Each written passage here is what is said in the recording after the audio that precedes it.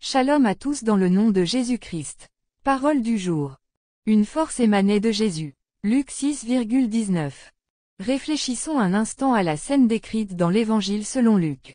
Imaginez la foule qui entoure Jésus, emplie de murmures et d'agitation.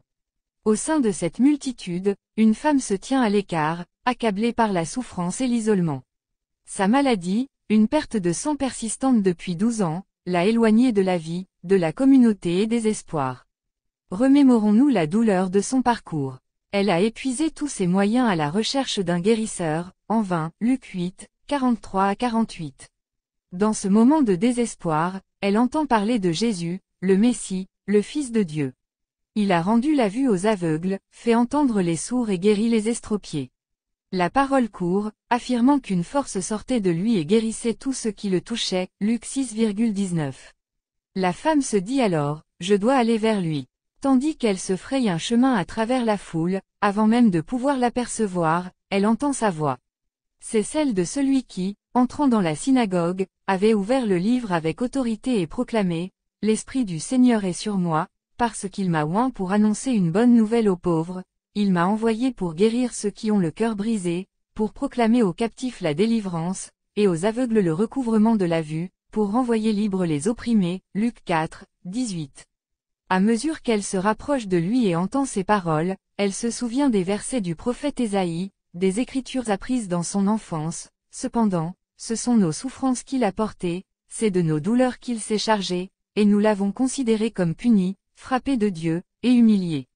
Mais il était blessé pour nos péchés, brisé pour nos iniquités, le châtiment qui nous donne la paix est tombé sur lui, et c'est par ses meurtrissures que nous sommes guéris. Ésaïe 53, 4 à 5. La parole de Dieu l'a préparée au miracle qu'elle allait recevoir. Que la parole de Dieu vous prépare à votre propre miracle, car il est en chemin. Son cœur s'embrase d'une lueur d'espoir. Elle se dit, si je peux seulement toucher son vêtement, je serai guérie. Approchons-nous ensemble ce matin et touchons l'ourlet de son manteau, et laissons la puissance infinie de Jésus nous envahir. Cette femme ressentit une transformation profonde, une guérison instantanée. La souffrance qui l'accompagnait s'évanouit aussitôt. Recevez maintenant cette même libération dans votre vie et laissez vos problèmes disparaître aujourd'hui. Que la joie et le soulagement prennent place dans votre existence. Que cette douce voix, qui a dit à la femme, « Ma fille, ta foi t'a sauvée. Va en paix », résonne dans votre cœur. Prions ensemble. Père Céleste, je te rends grâce pour cette rencontre avec le Seigneur Jésus ce matin.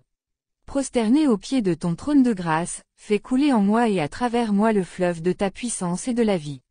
Que ta présence transforme mon cœur et mes situations difficiles, en apportant guérison et abondance. Amen. Je vous souhaite une agréable journée. Prophète Sekongo Mamadou.